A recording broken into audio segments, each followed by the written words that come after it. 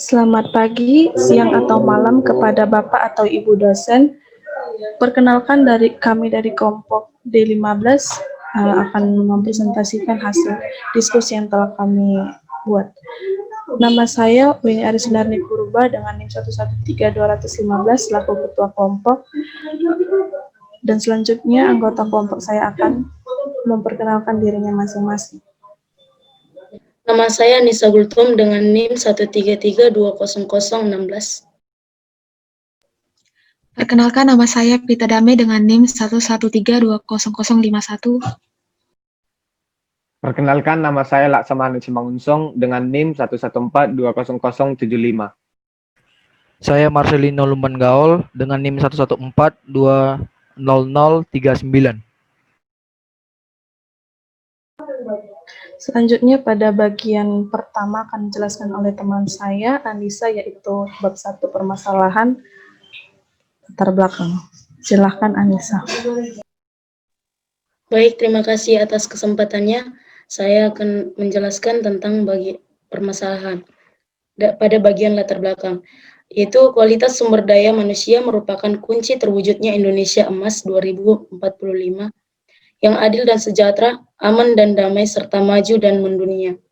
Pandemi COVID-19 ini menyikapkan sejumlah persoalan genting yang harus segera diatasi karena menyangkut keberlangsungan dan kualitas pendidikan para murid serta kesejahteraan para murid, guru maupun dosen. Surat edaran yang diterbitkan Mendikbud nomor 3 tahun 2020 tentang COVID-19 pada Satuan Pendidikan dan nomor 36920-MPKA-HK-2020 tentang pembelajaran daring. Para pendidikan diharapkan menghadirkan proses pembelajaran menyenangkan bagi siswa. Solusi yang ditawarkan pada era teknologi modern sekarang ini adalah dengan adanya virtual learning meeting. Pembelajaran ini tidak akan terjadi ketika guru dan siswa sama-sama tidak memiliki komputer, handphone, atau kuota dan jaringan internet yang memadai. Selanjutnya pada bagian deskripsi masalah, berdasarkan fakta dan teori serta kebijakan yang telah dijelaskan pada latar belakang tadi, maka ada pun beberapa permasalahan yang peneliti tinjau, yaitu yang pertama, bagaimana mengoptimalkan penggunaan atau pemakaian inovasi yang berbentuk aplikasi virtual meeting yang didasari oleh based learning saat PJJ. Yang kedua, bagaimana solusi akan pengembangan fitur-fitur esensial yang menjamin kemudahan penggunaan dan keamanan data. Yang ketiga, bagaimana memperoleh anggaran seminimal mungkin dalam penggunaan aplikasi berbasis web serta software tersebut. Yang keempat, bagaimana mengembangkan aplikasi virtual learning based dalam desain dan availability aplikasi tersebut. Yang kelima, apa permasalahan yang sering timbul saat penggunaan aplikasi tersebut sehingga mengganggu akses terhadap user.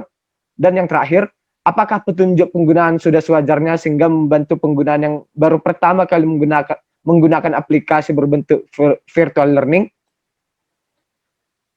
Kemudian pada bagian batasan masalah, yaitu adapun batasan masalah dalam penelitian ini dibatasi oleh hal-hal berikut.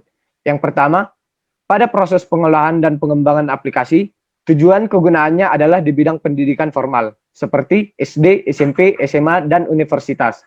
Yang kedua, aplikasi ini akan digunakan oleh pelajar, mahasiswa, dan pengajar untuk keperluan rapat saat pandemi atau komunikasi video jarak jauh. Yang ketiga, aplikasi ini berjalan pada smartphone yang memiliki sistem informasi Android dan iOS, serta juga bisa digunakan pada komputer dan laptop. Yang keempat, metode fuzzy serve qual digunakan dalam penelitian ini untuk mengukur tingkat kepuasan pengguna saat menggunakan aplikasi. Dan yang terakhir, pengembangan terhadap fitur-fitur yang diperlukan dibatasi oleh keperluan proses belajar mengajar. Terima kasih.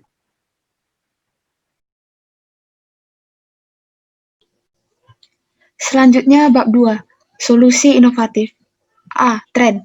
Sejak terjadinya COVID-19, kita mengetahui bahwa di Indonesia atau di wilayah lainnya menjadi terancam, baik dalam perekonomian dan hal lainnya, seperti pada dunia pendidikan, yang membuat siswa atau mahasiswa diwajibkan untuk mengikuti pembelajaran jarak jauh atau PJJ. Pembelajaran jarak jauh selama masa pandemi COVID-19 selalu memberi tantangan kepada seluruh masyarakat yang terlibat dalam proses pendidikan.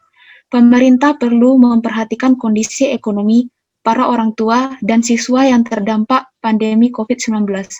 Jika sistem pembelajaran jarak jauh masih menjadi pilihan, sistem pembelajaran jarak jauh yang dilaksanakan dalam beberapa bulan terakhir ini menurut penulis belum benar-benar efektif.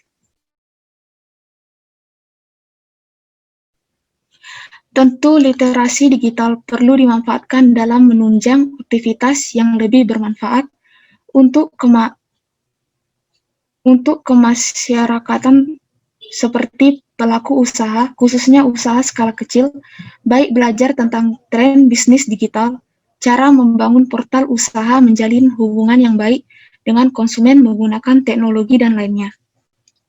Dan pada akhirnya, manfaat literasi digital tak hanya berdampak pada anak balita dan tingkat pelajar, tetapi berdampak pula pada orang dewasa seperti orang tua, anak, mahasiswa, dosen, dan kalangan masyarakat umumnya.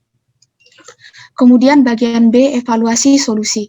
Pada masa pandemi ini, semua orang wajib diharuskan untuk melakukan pekerjaan atau semua aktivitas dari rumah saja atau biasa disebut dengan work from home atau WFH, dan student from home atau SVF atau SVH.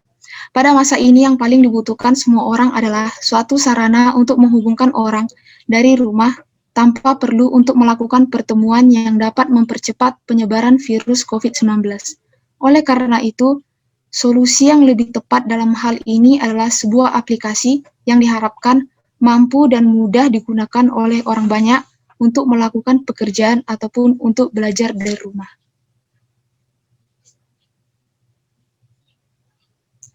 Beruntung kita hidup di era teknologi informasi yang saat ini memungkinkan kita untuk tetap melanjutkan aktivitas belajar, bekerja, maupun beribadah di tengah berbagai batasan yang ditetapkan agar pandemi cepat berlalu. Aplikasi Zoom adalah aplikasi yang paling baik saat ini. Aplikasi ini adalah aplikasi yang mudah digunakan dan mudah dipahami oleh orang banyak karena tidak terlalu rumit digunakan. Kelebihan Zoom yaitu yang pertama, kapasitas ruang besar. Kemudian yang kedua, fitur beraneka ragam. Kemudian yang ketiga, kualitas akses tinggi. Dan keempat, mendukung presentasi. Kemudian kekurangan Zoom yang pertama, boros penggunaan kuota data.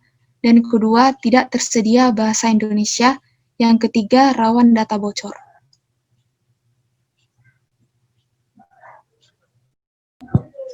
Kemudian bab 3 saya akan menjelaskan pendekatan implementasi solusi. Adapun yang pertama itu ialah rencana kerja. Rencana kerja yang pertama itu memperluas ruang lingkup jaringan. Dengan adanya aplikasi Zoom, pengguna dapat melakukan panggilan video dengan kapasitas ratusan bahkan ribuan partisipasi, yang dimana pelajar dan pengajar dapat melakukan komunikasi dengan menunjukkan tampilan wajah, dan bagi pelajar yang baru memasuki tahun ajaran dapat membangun komunikasi dan mengenal satu sama lain dengan menggunakan Zoom. Kemudian yang kedua, memberikan kesempatan untuk mengemukakan pendapat. Zoom memberikan kesempatan kepada setiap pengguna untuk menghadiri meeting dengan ketentuan pengguna wajib memiliki password atau tautan untuk masuk ke dalam meeting tersebut. Dengan begitu, anggota yang berpartisipasi dalam meeting tersebut dapat membagikan layar mereka untuk melakukan presentasi atau memulai materi pembelajaran.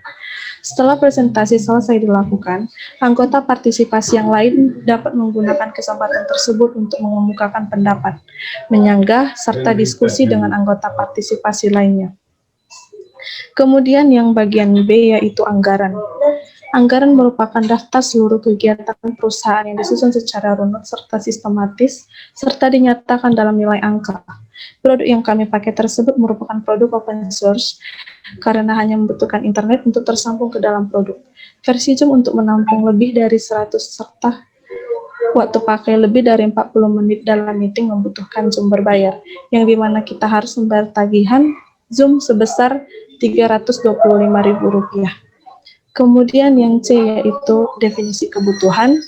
Adapun beberapa kebutuhan yang harus kita ketahui, yang pertama itu ada external interface.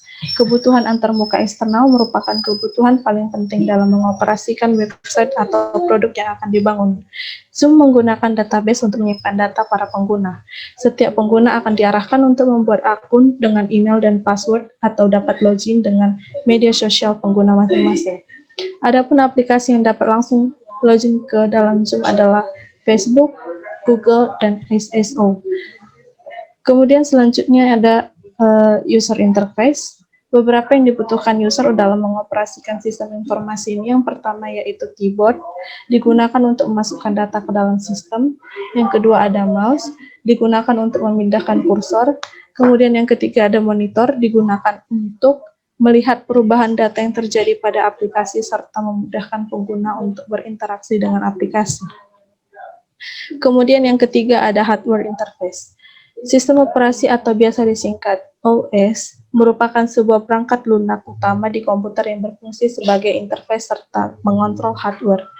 Antarmuka perangkat keras atau disebut sebagai hardware interface memiliki kegunaan untuk menjalankan sekumpulan perintah serta mengeluarkannya dalam bentuk informasi.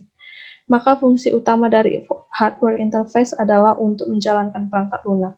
Adapun yang termasuk dalam hardware interface adalah sebagai berikut. Yang pertama itu ada prosesor sebagai fungsi untuk mengelola data secara digital.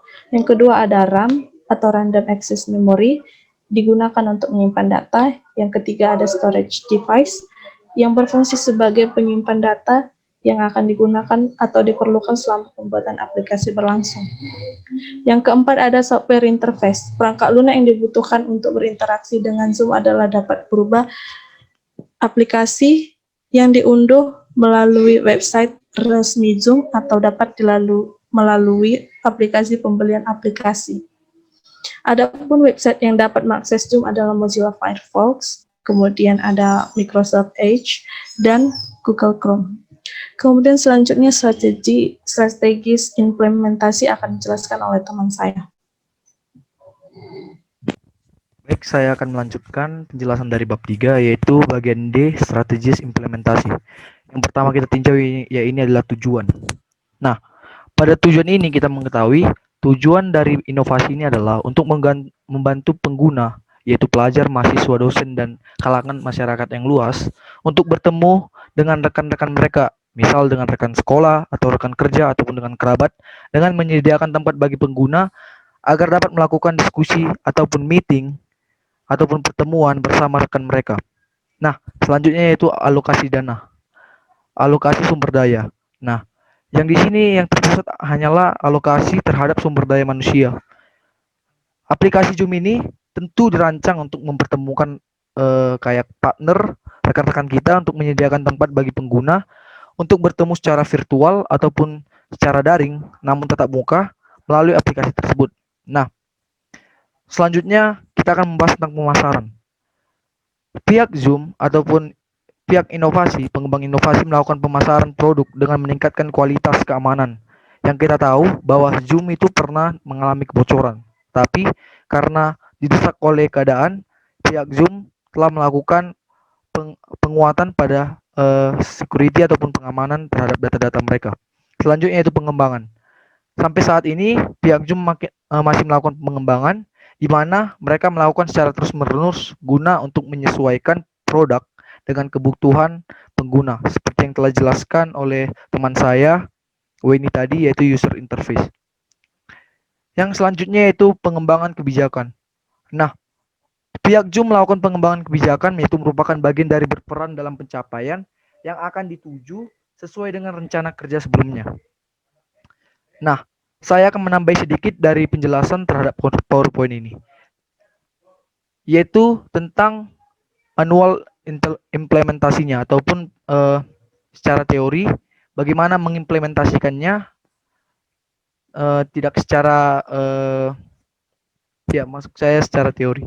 Pada bagian ini akan jelaskan bagaimana cara penggunaan produk secara open source ataupun oversourcing, misalnya instalasi dengan pengoperasian fitur-fitur baik yang fitur esensial maupun fitur-fitur tambahan. Nah, saya akan menjelaskan bagaimana cara penggunaan Zoom ini. jika kita menggunakan Zoom melalui browser, yang pertama kita lakukan adalah membuka browser kita, yaitu berupa Chrome, Firefox, Internet Explorer, Java, ataupun yang lainnya. Kedua, kita search pada URL yaitu Zoom. Ketiga, kita pilih Zoom, video conferencing, web conferencing, webinars. Nah, selanjutnya, jika kita ingin membuat meeting baru, kita pilih create new meeting. Jika kita ingin join terhadap meeting yang telah disediakan, kita pilih join dan masukkan invitation code. Akan tetapi jika kita juga bisa memakai link yang telah disediakan atau yang telah dikirim oleh partner kita dan langsung mengcopy pastinya pada bagian URL browser kita. Nah, selanjutnya yaitu ada pada jika kita membuka pada aplikasi Zoom itu sendiri. Yang pertama yaitu kita buka aplikasi tersebut yang ada pada device kita, kemudian kita login dengan akun yang sudah terdaftar. Jika belum, maka kita harus melakukan registrasi. Yang ketiga, yaitu kita membuat meeting baru, seperti yang saya jelaskan tadi, create new meeting. Jika sudah ada room meetingnya, kita tinggal pilih join dan masukkan invitation code-nya. Selanjutnya, yaitu spesifikasi fiturnya. Fitur-fitur ataupun fungsi-fungsi utama ataupun yang esensial dari sistem aplikasi Zoom ini yang akan diberikan kepada user ataupun pengguna, yaitu ada beberapa fungsi kebutuhan. Yang pertama saya akan menjelaskan fungsi utama. Fungsi utamanya itu ada fungsi registrasi, fungsi validasi, fungsi video capture, dan fungsi audio. Selanjutnya ada fungsi share screen, ada fungsi recording. Fungsi tambahannya antara lain fungsi melihat informasi data, fungsi notifikasi, updating, dan lain-lainnya. Selanjutnya saya akan menjelaskan tentang spesifikasi dalam fitur. Nah, seperti yang kita ketahui, bukan hanya fungsional fitur yang ada yang telah disediakan Zoom, namun ada juga non-fungsional.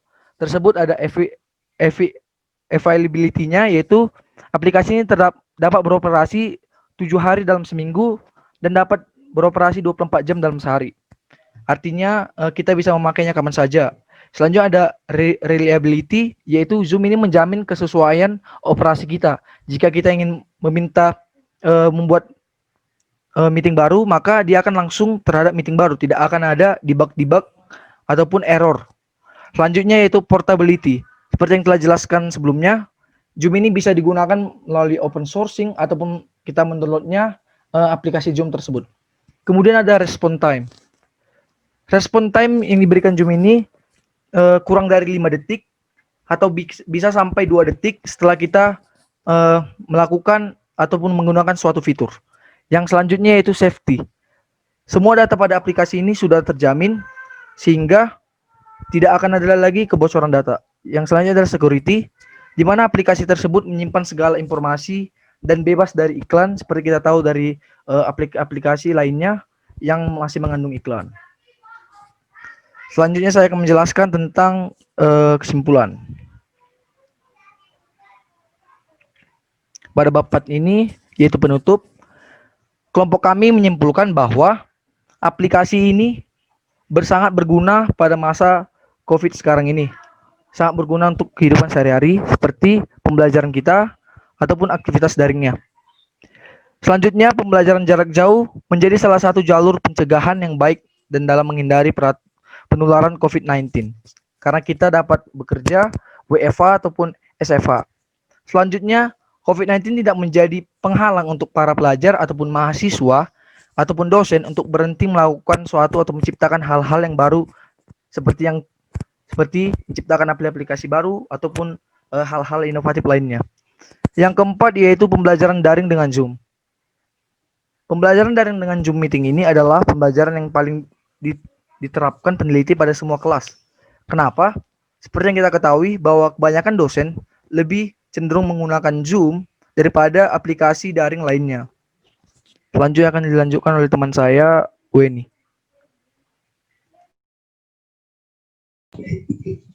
Adapun saran yang dapat kami sampaikan, yang pertama itu perkembangan dunia di era globalisasi ini memang banyak menuntut perubahan ke sistem pendidikan yang lebih baik serta mampu bersaing secara sehat dalam segala bidang.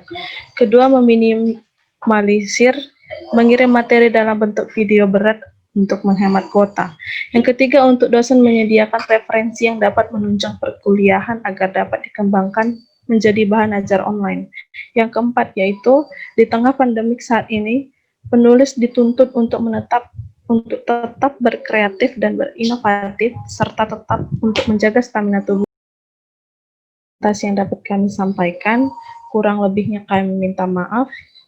Terima kasih. Selamat malam.